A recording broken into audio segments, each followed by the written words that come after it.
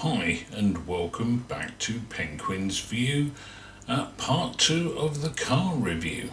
Yeah, I know you've been waiting with bated breath, or something like that anyway, hey, what the heck. So this time let's look at the interior of the car. You'll see some pictures up here, yes. Because I'm going to do that. There we are. So, first thing we've got to consider is the fact this is what they call a mini MPV, and that means it's a 7-seater. Now, we don't need a 7-seater, but we fold the third row of seats down and we benefit from the extra boot space, as it were. Now, having said that, I did try out what it was like to be in the third row of seats, and it's not terrible. I wouldn't do it for a long journey, but it's not a terrible thing. There we go, my opinion, I guess. So yeah, we fold the seats down, have the extra boot space. Now, what that does is also allow the rear seats, the normal passenger seats, to be able to tilt back slightly. And this enhances the already reasonably good legroom within the car. So, kids are loving that, that's for sure. Also in the back, above the head, they have their own air con controls and vents, 4 vents, and I think up to 6 power levels of air con as well. Don't know, they don't let me in the back because I'm too busy driving. Can't be driving and sitting in the back, well, unless you put me in something like an old Mini. Might have tried that once. Also in the back they have 2 charging ports. One is a standard USB port and the other one is a USB-C. So put spare cables in the pockets at the back of the front seats, so anytime we're on a journey the kids can just take out the cables and they can charge their devices as we're driving along. We haven't tried it yet, so I'm just guessing it's going to be okay. Sort of don't think they would have put them in there if they hadn't have been, and for sure it's been in the Mitsubishi Xpander range for quite a while to have those charging ports in the back, which I do think in this day and age is a good thing to have. There's also a central armrest which we can put up and then sit 3 across the back. If we don't need to pull it down, then there's a couple of nice big old cup holders in there. So rest your elbow and have your drinks by the side of you. Although with the drinks there you don't get much elbow room. Gotta be honest there. Okay, so let's have a look at some of the stuff from the front of the car, from the driver's perspective, as it were. I don't know what I keep doing. Makes me look like Sam the Eagle from the Muppets.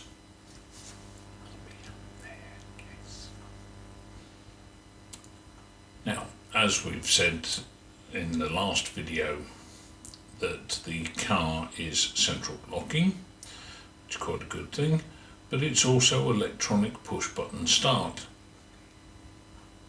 And quite often I still get in the car and I still look to see where I'm going to put the key, although it's not a key, it's just a fob,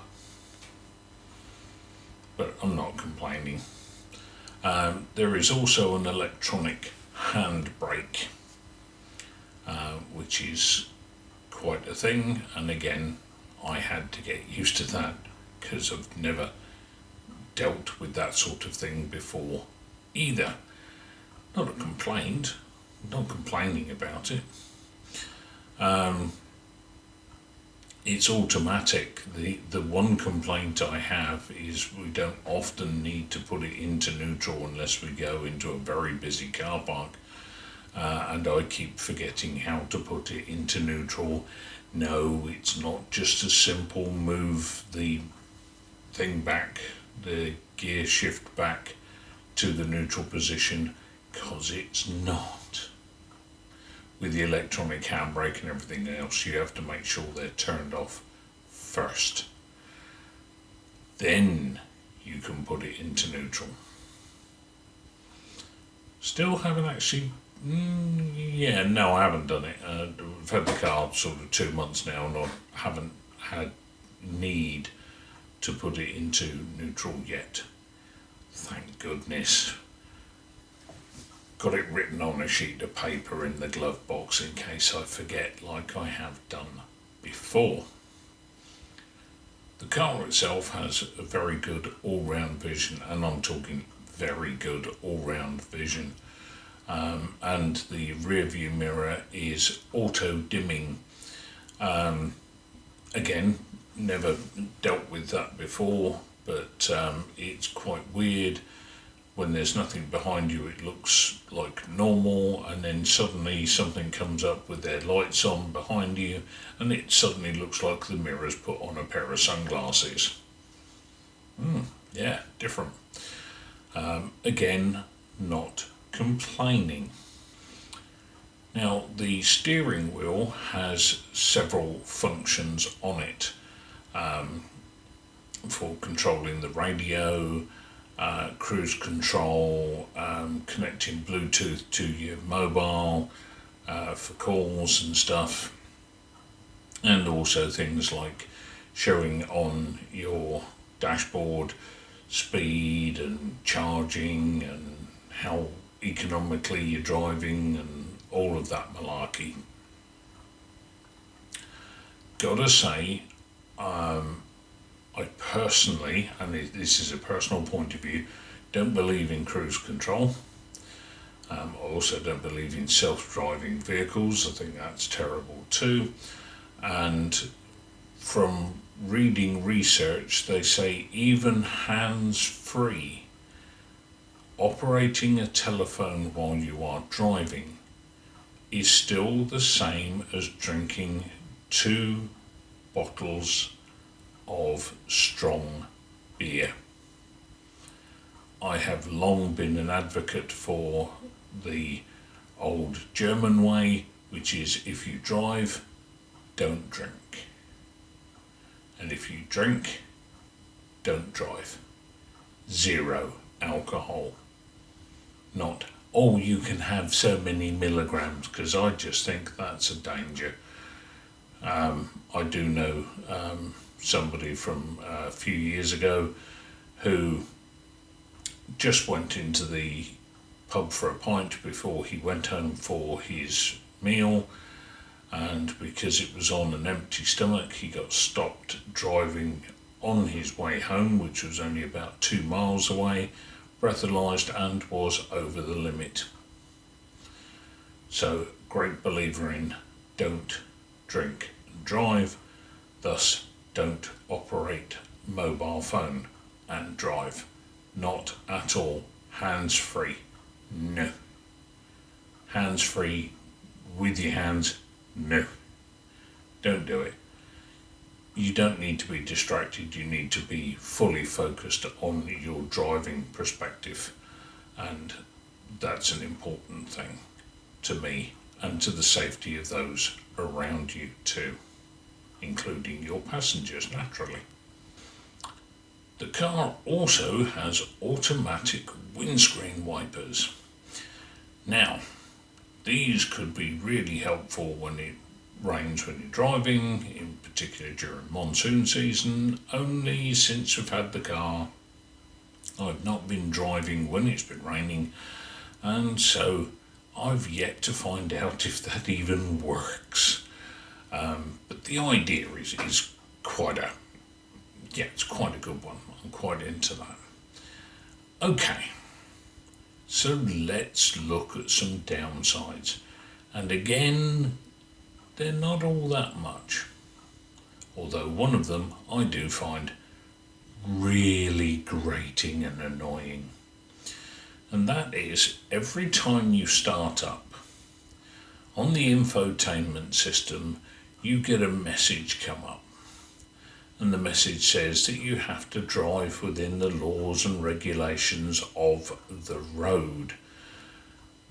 Yeah, I know that. I've been driving here for nearly 14 years. I am well aware of that. But you then have to wait for the message to be able to be dismissed before you can see things like the clock and sat-nav and your radio and all of that lot. And I find it bugs the living daylights out of me. Again, had a chat with the dealership and they went, no, you can't change it, it's got to stay. One day we'll get round it. There'll be a way. I'm sure people are already working on it. So we'll find the way. So that's really the only downside on the interior that's worth mentioning.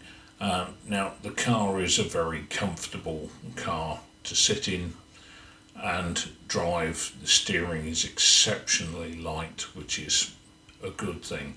So I think on a long journey, like when we go to see the family, which is 6-7 hours, we think it's going to be really a very pleasurable experience, which normally on that sort of drive I'm sort of, don't really want to do it, but I do it naturally. But in this car we're actually sort of quite looking forward to it, which is definitely strange.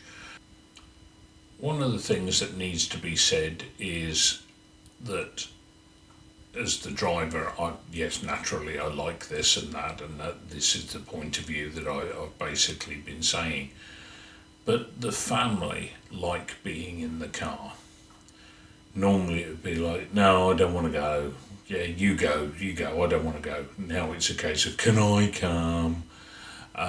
So that says to me that the car is generally much more pleasant in which to be in, be driven in, and that's a good thing, and it can only be a good thing for us. We've got good value for money, better driving experience, all in all, good thing. So hopefully you found this informative, and until the next one, TTF Brum Brum, got it right this time, N.